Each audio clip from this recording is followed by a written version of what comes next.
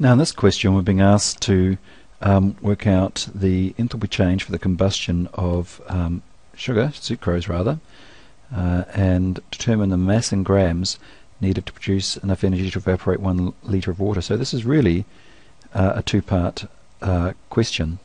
Now the second part, obviously, once we know the enthalpy change for sucrose, we can apply it to that. So the first thing is to work out the enthalpy for the combustion of sucrose, so we need to do an equation to start off with. Okay, now in doing this equation, obviously we know it's carbon dioxide and water that's given off, and we just need to do some balancing. So if there's 12 carbons on this side, we need to put 12 here immediately, and we've got 22 hydrogens there, so we just put 11 on the other side. I'll just do that in red so you can see it. And then we've got 24 oxygens plus 11, that's 35 oxygens. We've got 11 here, so that means we just need to do 12 here. Okay, now that we've got that, we just need to use the formula to try and work this out. Now, so we're just doing the standard products minus reactants for the enthalpy of formations.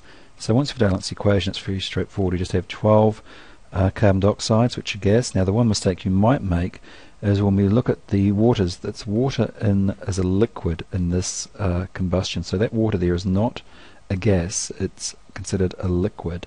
So that's an important point. Minus the enthalpy of formation of sucrose, and we get an answer 5643.8 kilojoules for 1 mole. Now we need to find out how much mass of sucrose it would take to evaporate 1 litre of water. Okay, so what we know is it takes this much energy for 1 mole. Now obviously we can convert that 1 mole into the grams of sucrose, and at the moment what we're finding is how much energy it takes for water to go from a liquid to a gas. Now if we look at this, we find it's minus 285.8 kilojoules, and when it's gone to a gas it's at minus 241.8. so the difference between those two is 44 kilojoules.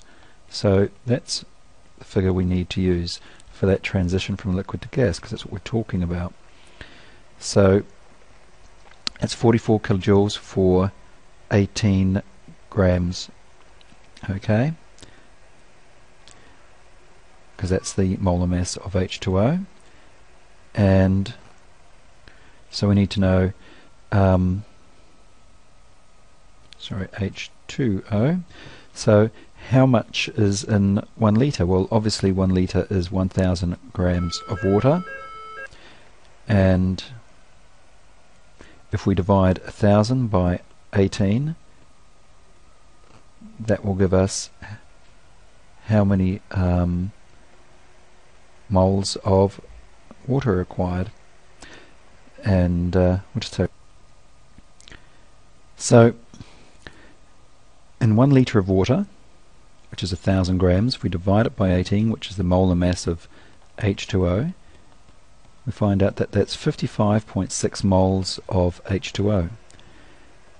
Now it takes 44 kilojoules for 1 mole, so we just have to multiply that by 18 and we'll find that the energy required is 2445 kilojoules. From this we can work out how much sucrose we need, okay, because remember 1 mole gives off that much energy, so it's just going to be a fraction of that.